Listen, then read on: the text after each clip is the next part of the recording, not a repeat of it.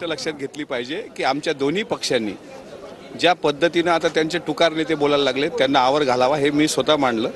आणि जर म्हणजे मी भावना व्यक्त करून दाखवली होती की बाळासाहेब आंबेडकरांसारखा एखादा नेता, अजितदादांसारखा एखादा नेता, हे दोन नेते एकत्र आले तर महाराष्ट्राचं चित्र आणखी वेगळं होईल.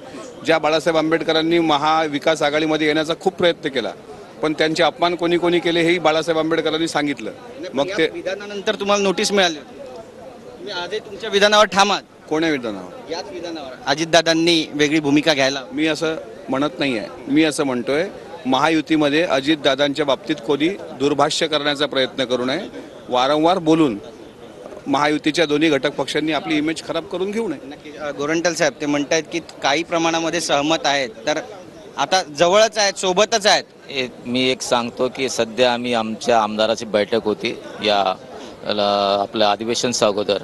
आमचं असं सर्व ठरलेलं आहे की जर अजित पवारला यांनी सोडला, कोण शिंदे गटाने आणि बीजेपीने, पण आपण त्यांना घेऊ द्यायचे नाही. जर ते आले तर आपण सर्वांनी पार्टीच्या प्रमुखाकडून त्यांचा विरोध केला पाहिजे आणि अजित पवारला कोणत्या प्रकारे आपल्यामध्ये समूल करून घ्यायचे नाही. आता अजितदादांबद्दल यांच्या मनातलं खरं काय ते गुपित उघडलं. म्हणजे एक लक्षात घ्या की यांच्या मनात सुद्धा खूप मोठी खतखत त्यांच्याबद्दल आहे. पण एक गोष्ट त्यांनाही सांगतो की जो गरुड पक्षी असतो ना, पक्षाचा राजा, त्याला कोणाच्या कुबळ्यांची गरज लागत नाही. शेवटी अजितदादा या महाराष्ट्राच्या गरुड पक्षासारखा व्यक्ती आहे. त्याच्यामुळे आमच्याकडे आल्यानंतरच त्यांचं भलं होईल किंवा आमच्याकडे त्यांना घेऊ नये असं जर कोणी वल्गना करत असेल तर त्या त्यांच्या बाष्कळ गप्पा आहेत. अजितदादा या महाराष्ट्राचा ब्रँड आहेत आणि हे यांनाही माहीत आहे. महाविकास आघाडीच्या काळामध्ये काँग्रेस पक्षाला सर्वात जास्त फायदा अजितदादांमुळे झाला. उद्धवजी सुद्धा सदनामध्ये येत नव्हते, त्यावेळेस जीवाची पर्वा न करता अजितदादा मंत्रालयात बसत होते. यशोमतीताई त्यावेळेस महिला बालकल्याण मंत्री होत्या. त्याच्यामुळे मला असं वाटते काँग्रेस पक्षाने काँग्रेसची काळजी करावी ना. कोण हारतो कोण जिंकतो चिंता हवी कशाला? चिंता याची लढणाऱ्याला, बघणाऱ्याला नाही. याला उत्तर तुम्ही शेरोशायरीतून कसं द्या? जिनके घरों में मिट्टी के गड़े होते हैं, जिनके घरों में मिट्टी के गड़े होते हैं, वो आदमी छोटे हैं पण दिल के बड़े होते हैं. फलों से हमने पहचान लिया इंसान को, जो जितने मीठे होते उतने सड़े होते हैं. म्हणजे आता याच्यावर तुकाराम महाराजांचा एक अभंग आहे. एक तुकाराम महाराजांचा अभंग आहे, विंचवाची नांगी तैसा दुर्जन सर्वांगी.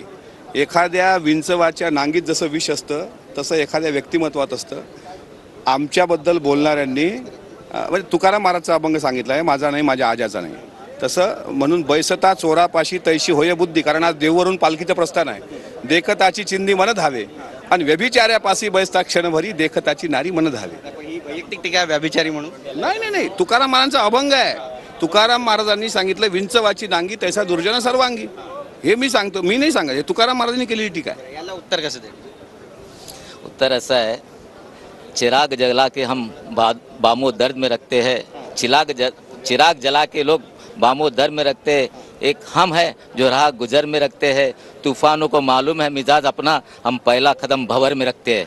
नक्कीच. तर आता पहिला कदम कोण भंवरमध्ये ठेवणार हे पाहणं महत्त्वाचं ठरणार. ही चर्चा आपण इथे थांबूयात आणि नेमकं काय घडणार आहे महाराष्ट्राच्या राजकारणामध्ये आणि विधान भवनामध्ये कोण कुणावरती सरस ठरणार आहे हे सुद्धा पाहणं महत्त्वाचं ठरेल. कॅमेरा पर्सन योगेश गुरवचा, गिरीश गायकवाड, TV9 मराठी, मुंबई.